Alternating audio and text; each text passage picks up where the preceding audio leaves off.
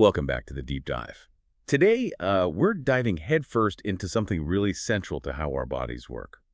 Cardiac hemodynamics. Yeah, it's the mechanics, isn't it? Not just the heart beating, but the actual forces and flows. Exactly. We're talking about the physics, the pressures, the volumes that dictate how well blood gets pumped, and crucially, how well our tissues get oxygenated. It's the bridge between the heart's structure and what it actually delivers. And if we want to understand that delivery, that output, we have to start with the core math. Cardiac output, or CO. Right, the CO, it's, the total amount of blood each side of the heart pushes out every minute, usually around, 5 liters at rest? About that, yeah. And the basic formula everyone learns is COO equals HRXSV. Heart rate times stroke volume.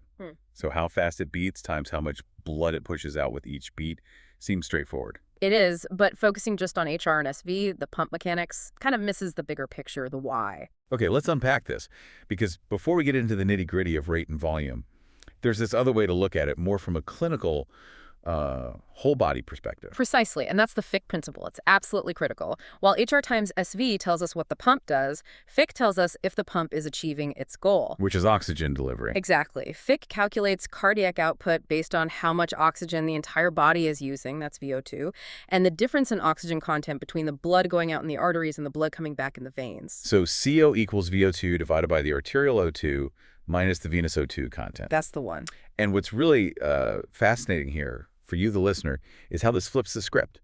It's not just about pushing fluid, it's about whether that fluid is successfully dropping off its oxygen cargo where it's needed. It links the pump directly to tissue needs. Okay, so let's zoom in on that venous oxygen part, the blood coming back. If the tissues absolutely need a certain amount of oxygen, let's say VO2 is constant for a moment, but the delivery truck, the cardiac output, is suddenly way down. Yeah. What happens? Well, the tissues get desperate, right? They have to compensate. If blood flow slows right down, classic example is cardiogenic shock, maybe severe heart failure, that blood lingers in the tiny capillaries for longer. Giving the tissues more time to grab oxygen. Exactly. They extract more oxygen from each milliliter of blood passing through. So the blood returning to the heart in the veins has much less oxygen than usual. Ah, so that venous O2 content plummets. It drops sharply. And the difference between arterial and venous oxygen, the AVO2 difference, gets much wider. Clinically, you see this. Maybe the patient has cold, clammy skin, and if you measure their venous oxygen saturation, it's really low. It's a direct sign that perfusion isn't meeting demand. The body is basically wringing out every last molecule of O2 it can. That's a perfect way to describe it. The venous blood becomes a sort of real-time gauge of how well supply is matching demand. So what about the opposite scenario? Ah, yes. High cardiac output states. Think about early sepsis, for instance. The heart might be pumping like crazy, really high CO. Blood is rushing through the system very quickly. So less time for tissues to grab the oxygen. Precisely. Even if the tissues are inflamed and metabolically active, the rapid transit time means they extract less oxygen than normal. So the venous blood comes back with more oxygen left in it. Correct. The venous O2 content stays high, sometimes surprisingly high, and that AVO2 difference narrows. What's fascinating here is it tells you the problem might not be delivery volume, but maybe the tissues themselves can't use the oxygen properly, perhaps due to mitochondrial issues or microvascular shunting, which we often see in sepsis. It gives us a window into tissue function itself, not just flow. An immediate window. It's incredibly powerful information. Okay, that sets up the mechanics beautifully, because whether the tissues are extracting a lot or a little oxygen, it ultimately relies on that stroke volume, how much blood gets ejected per beat. And SV, well, it hinges on 3 key things, right? The big 3, preload, contractility, and afterload. They determine how much blood fills the heart, how hard it squeezes, and what it pushes against. Let's start with preload. That's the stretch, right? How full the ventricle gets just before it contracts. And diastolic volume, technically. Yep, think of it like stretching a rubber band. The more you stretch it up to a point, the harder it snaps back. That's the Frank Starling law in action. So increased filling, increased stretch leads to a stronger contraction and a bigger stroke volume. Exactly. It's the heart's built-in way to match output to input.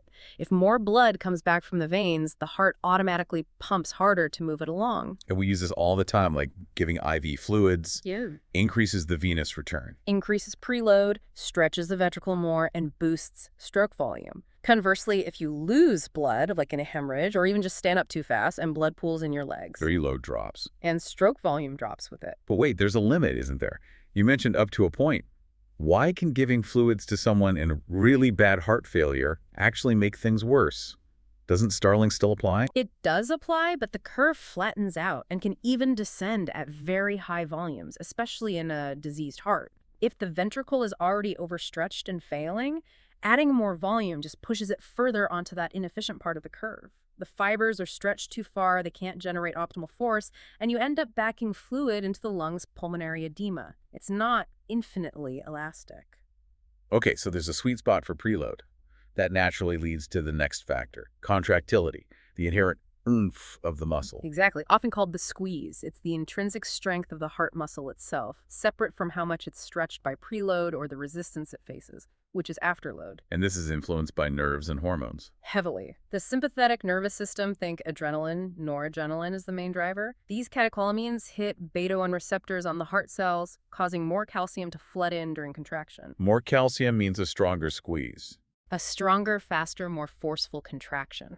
This is why drugs like dobutamine, positive inotropes, work in heart failure. They chemically boost contractility, shifting that entire Frank-Starling curve upwards. So for the same amount of preload, the heart ejects more blood. So preload is filling the tank. Contractility is the engine's power, which leaves afterload, the resistance the heart pumps against. That's it. It's essentially the pressure the ventricle has to generate just to pry open the aortic valve and push blood out into the circulation. It's mainly determined by systemic vascular resistance, SVR, and the overall arterial pressure, the MAP. Think of it like trying to open a door against a strong wind.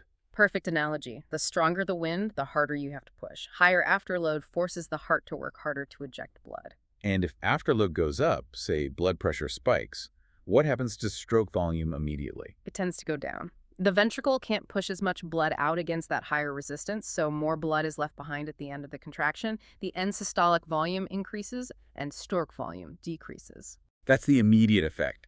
But here's where it gets really interesting. The chronic, long-term effects of high afterload. This is where major heart disease comes in. Absolutely. We know mean arterial pressure is roughly cardiac output times systemic vascular resistance. So if that resistance, that afterload, is persistently high for years and years, which is chronic hypertension, The heart has to constantly fight that higher pressure. It doesn't just give up, though. It adapts, right, structurally. it adapts, but often maladaptively. To cope with the high pressure inside the ventricle, the heart muscle wall thickens.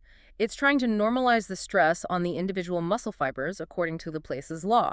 We call this concentric left ventricular hypertrophy, or LVH. A thicker wall sounds stronger, maybe even protective. Initially, it helps maintain output, but the long-term price is stiffness. That thick muscular wall becomes incredibly non-compliant. It doesn't relax well during diastole, the filling phase. So filling becomes a problem. Precisely. This is the hallmark of diastolic heart failure, or heart failure with preserved ejection fraction, HFpEF. The squeeze, the ejection fraction, might look normal, maybe 60%, because contractility itself isn't the primary issue yet.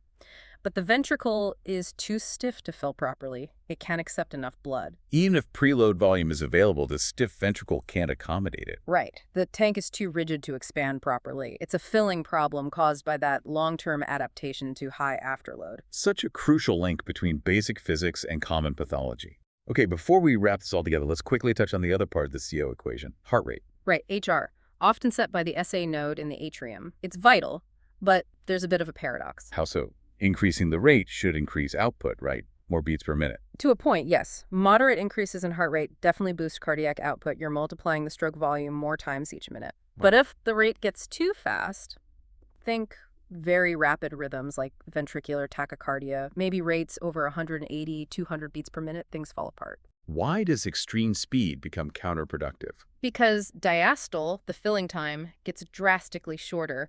At very high rates, there's simply not enough time between beats for the ventricles to fill adequately. So preload crashes. Exactly. End diastolic volume plummets. Even if contractility is okay, the stroke volume becomes tiny because there's barely any blood in the chamber to eject. So despite the incredibly fast rate, the overall cardiac output collapses. It can be catastrophic. So the system needs to find that balance. Fast enough for good output, but slow enough to allow proper filling. It's a constant balancing act. And interestingly, we can often get clues about all these internal dynamics, preload, afterload, contractility, filling time just by looking at a standard blood pressure reading. The systolic and diastolic numbers. Yep. Your systolic pressure, the top number, gives you a sense of the stroke volume and how stretchy your big arteries are. The diastolic pressure, the bottom number, reflects more the systemic resistance, the SVR, and the elastic recoil of the arteries. And the difference between a pulse pressure that's particularly revealing. Hugely revealing. A narrow pulse pressure, let's say the BP is 95/80, so PP of only 15, is often a sign of a very low stroke volume. Meaning the heart isn't ejecting much blood with each beat. Correct. You see this in conditions like severe shock, bad heart failure, cardiac tamponade where the heart is being squeezed, or aortic stenosis where the valve won't open properly. Low output state. And a wide pulse pressure, like a 160/60, PP of 100. That usually indicates either a very large stroke volume, think of aortic regurgitation where blood leaks back, forcing the heart to pump out a huge volume each time. Oh. Or it can mean the arteries are very stiff, like in isolated systolic hypertension often seen in older adults.